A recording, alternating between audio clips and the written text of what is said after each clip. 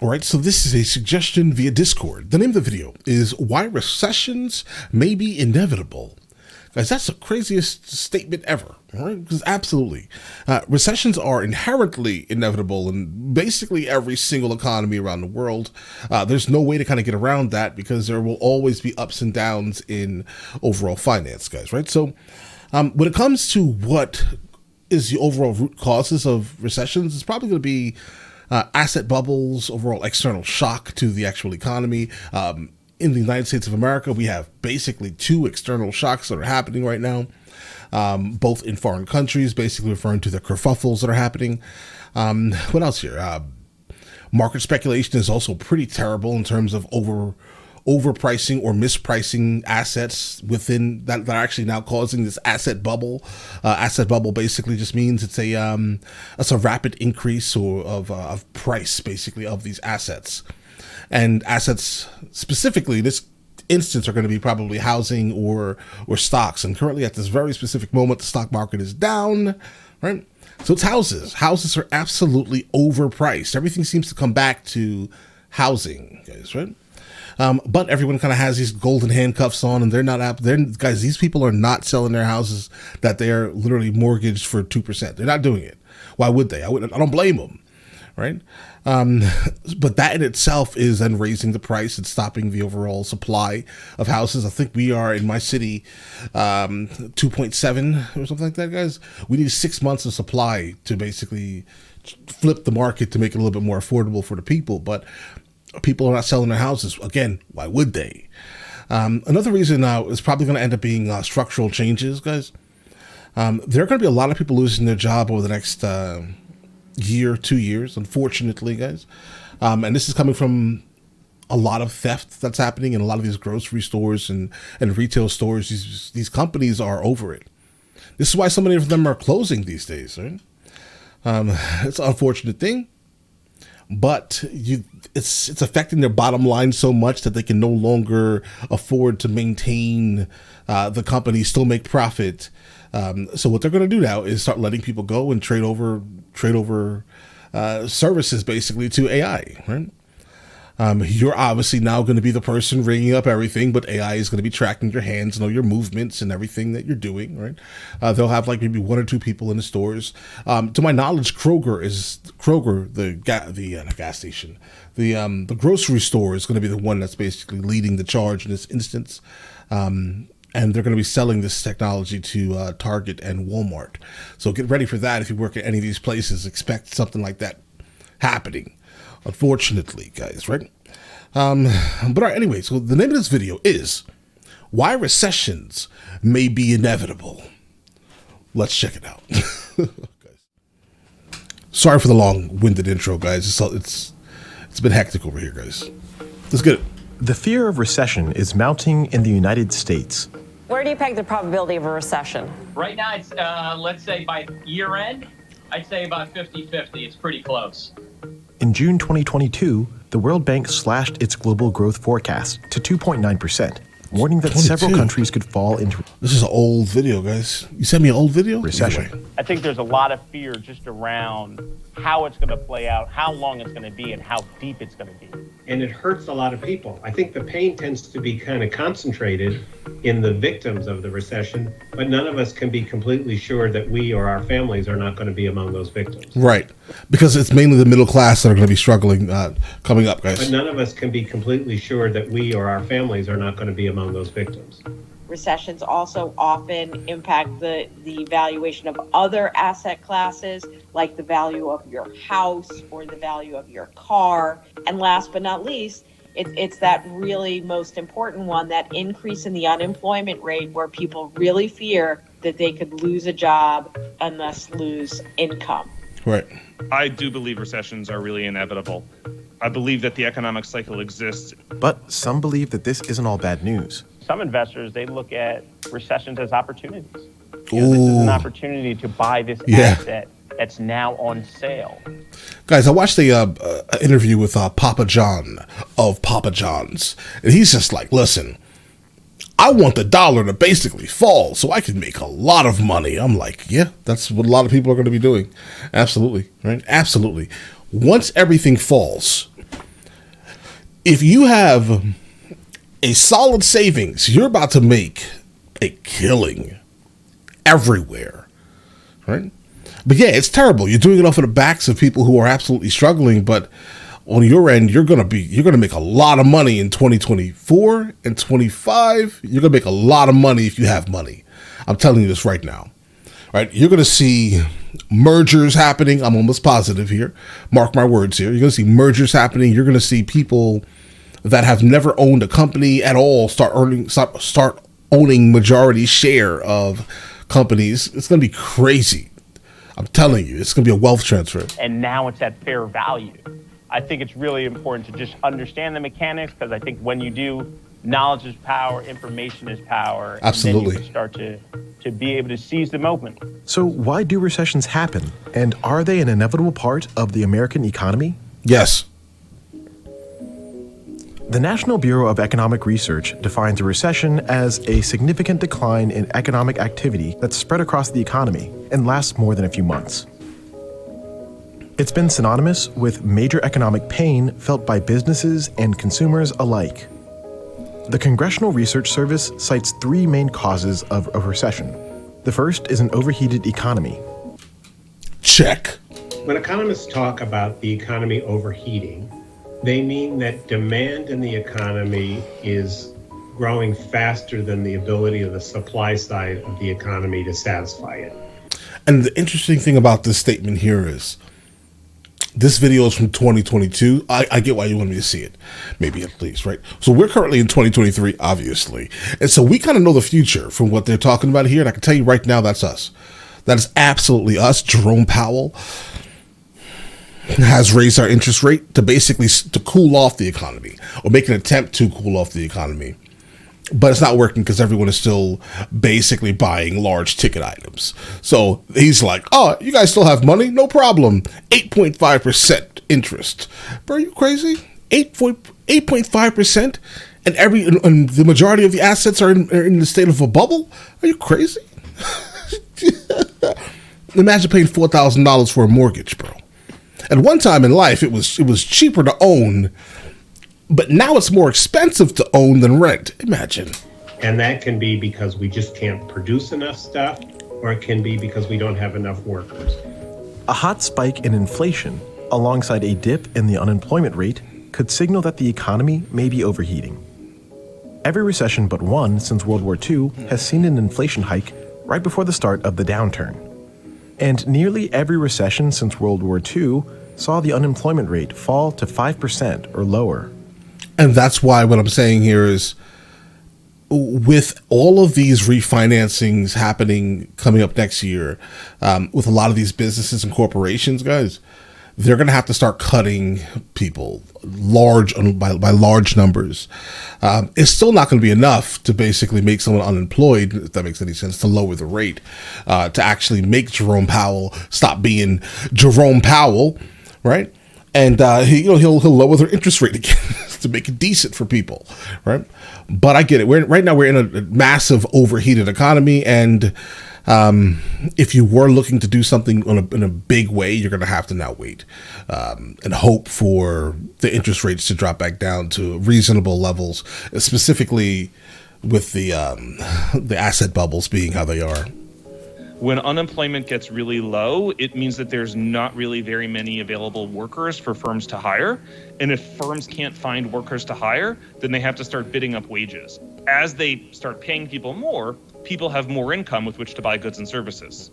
More income buying goods and services tends to push up the prices of goods and services. So you get a positive feedback between wages moving higher, pushes prices higher, pushes wages higher, pushes prices higher. Right. And if the Federal Reserve didn't intervene by inducing a recession and raising interest rates, that spiral would get stronger and stronger and stronger, and eventually you'd have inflation running away and really getting out of control.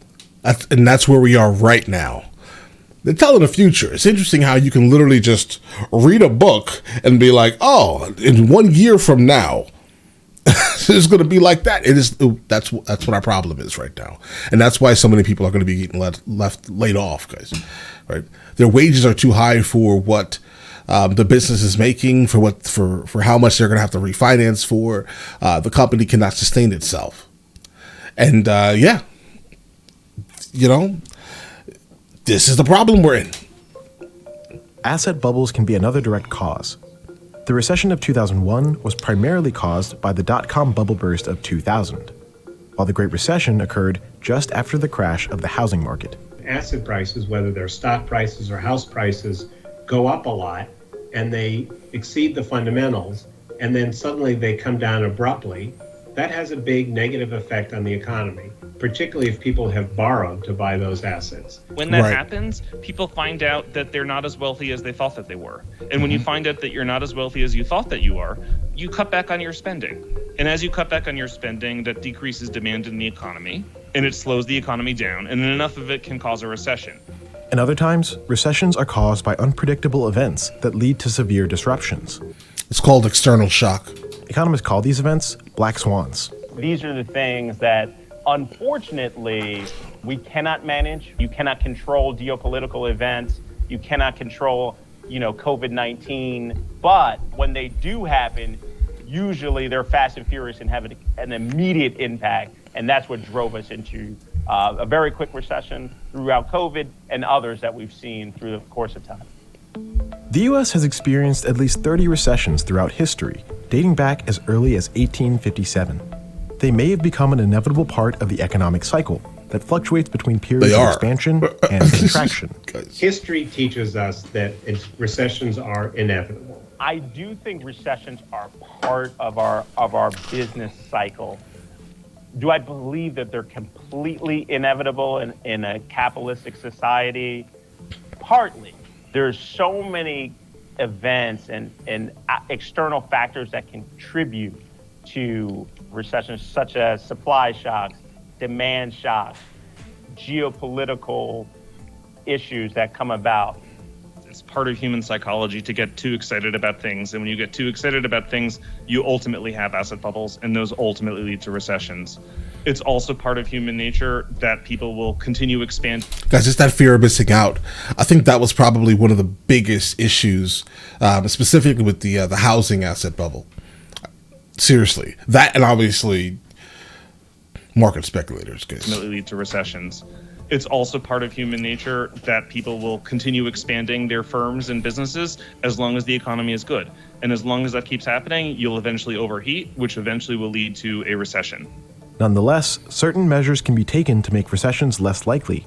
As the nation's authority on monetary policies, the Federal Reserve plays a critical role in managing recessions.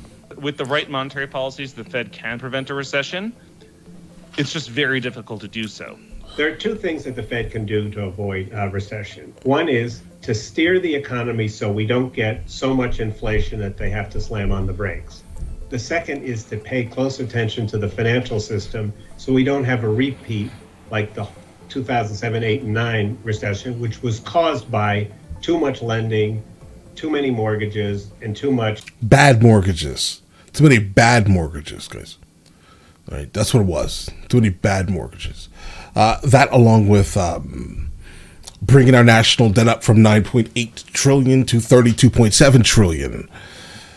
Jerome Powell. Careless securitization on the part of Wall Street. The Fed has often attempted to avoid a recession by engineering what's known as a soft landing. This is where precise interest rate hikes are used to curb inflation without pushing the economy into recession. But a successful soft landing is extremely rare, arguably achieved just once in 1994. So what they're trying to do is raise rates enough so demand slows. So it's really a tough needle that they're trying to thread to get our economy in equilibrium. Now, the question is there an amount of pressure that they can apply onto the brakes that's enough to control inflation, but not enough to crash the economy? And the truth is that that's really, really difficult to get into that really, really narrow zone. Hey guys, guess what? We now know that at least that number is not 8.5 because the current interest rate is 8.5 for housing. Specifically, if you don't have really good credit, it's 8.5. I think if you do have like solid credit, you could probably get like 7.6 or something, 7.6. But either way, the point is here, 8.5 is crazy. It's disrespectful, right? So now we know that it's not 8.5, right? So how high do you want to go, Jerome Powell? 20? Let's go. Let's do 20. It's the difference between trying to land an airplane in a really wide, spacious, open field versus trying to land an airplane on a very, very narrow piece of land with rocks and water on either side. Some experts argue that policies have a clear limitation on what they can achieve against an impending downturn. Policy tends to operate with long lags. I also think that increasingly we live in a global economy where the cross currents that are impacting, the economic dynamics are very complex. These are dynamics that the Fed doesn't have tools to address. And so, to a certain extent, we do think that policymakers, have certainly developed more tools to fight recessions, but we don't think that you can, rely on policymakers to prevent recessions. There are several early signs of recession that investors look out for. One tool that's commonly cited is the yield curve, right? The yield curve inversion. When the yield curve tends to invert, it means that people expect that the bond market expects interest rates to be higher in the short term than it does in the long term. That's because the Federal Reserve hikes rates to control inflation, and then after inflation is controlled, it cuts interest rates back down. So if you see that... So that's why you need to wait. This is kind of the issue here. This is why it's important to wait. Like, don't go into something right now just because you fear of missing out of something. Don't worry, bro. It's still going to be there. Don't worry. But the problem here is that it's the big difference between paying on 8% interest and 3% interest, bro. 2.7% interest. There's a gigantic difference here, guys. The market expects high interest rates in the short term and low interest rates in the long term. That's indicative that a recession is coming, followed by an interest rate cutting cycle. A lot of people look at some of the manufacturing indices, like the ISM manufacturing index. When it tends to be above 50, means that the economy is expanding. But when the ISM starts decelerating and approaches 50, a lot of people say, okay, the manufacturing side of the economy is going to contract, that could be a recession indicator. Third recession indicator that a lot of people look at is consumer confidence, and suggest that, well, if consumer sentiment and consumer confidence goes negative, that means consumers are going to pull in, take the credit cards away, and not spend, and that could cause a contraction in the economy. A diverse portfolio can often provide the best defense. Diversify your holdings of assets to make sure that you're including not only growth stocks, but more value stocks and more defensive stocks. Pay attention. That's a good statement she made here. Definitely defensive. Right now, Halliburton is going crazy, guys. Why do you think that is, though? The external shock aspect of the economy, right? With all the things that are happening across the world currently at this very specific moment, a lot of the defense and offensive companies that make things for offensive purposes, right? These companies are going crazy right now, guys. That's it. That's all I'm going to say. Let's move on. Like healthcare, like the utilities market. These are the companies that could manage through this process a little more effectively than some of the hyper-growth firms that are leveraging the credit market more so than maybe a company with a ton of free cash flow and really strong balance sheets. And that's why I think there can be some value in recessions, not too deep and not too long, but in scenarios where we are overheating, assets have gotten way out of whack, and we need to get to a point where they get back to fair value. It also creates... Guys, listen, every single house in the United States of America basically is overinflated by 30 to 40%. Whatever that house price is that you see, right, minus 30 to 40%, that's the actual fair market value. In order for that to stay, we'd probably have to, add about probably double. I'd say double everyone's salary in the United States of America. The only way to maintain that is to double everyone's salary, period. Right? Just from the top. Whatever your salary is right now, double it. That's the only way you can move comfortably in the United States of America, at least. It's opportunities to be a stock picker. It's very hard to buy stocks in a bull market, but very often recessions and the bear markets that come with it create Yeah. brief opportunities to really reload your To go portfolio, crazy. to buy the stocks that you've wanted to own, essentially at sale prices. But whether Yeah. recessions are actually good for the economy remains. But that's not really beneficial to the masses, because if the masses do not have $1,000 in their bank account for an emergency, if the overall person in the United States of America does not have that, then suggesting buying stocks in a bear market is not really relevant to them, guys, right? But either way, Remains widely debated. Look, recessions are very healthy things for the economy because ultimately Healthy. recessions flush out excesses. So you think about it, when we have a recession, it reduces whatever extreme bubbles may have built up. I think that's ridiculous. This notion that somehow we need to cleanse the system Oh, we need to cleanse the system. and a recession is a cleansing thing. It's like saying everybody should have a heart attack once in a while because it'll make them eat better and exercise more. It's just not true. Oh, know, well, recessions- you put it like that, that's a little crazy. But all right. Cause job loss, and every It does. job loss is enormously Terrible. unfortunate. Becoming unemployed is enormously disruptive to people's lives. It causes enormous pain for families, for households, for communities. Absolutely. It's terrible. For Americans, understanding how recession works can best help them prepare for whatever may lie ahead. Understanding, the dynamics of a recession allow you to potentially be, more opportunistic and protective of your I'm wealth. telling you. Should these downturns happen, knowing that it may be coming, can help you think through decisions about, do you want to buy a house or do you want to rent? Do you want to take a new job or do you want to, maybe wait? Because the job market, may soften up. These are all things that if you possess the knowledge of the business cycle, can help you manage your financial life in Absolutely. a much better way. Like, guys, whenever you think you're at the top of something, wait, it's almost over. All right, yeah. So, like, whenever you think you're at the top of something, just be fully aware that's probably when you should be saving the most money. Whenever you are at the top, bro, save the most money, invest the most money at that time. Put the make sure you max out your IRA or your SEP IRA, right? Just make sure you do all these things if that's the route you're taking, at least, right?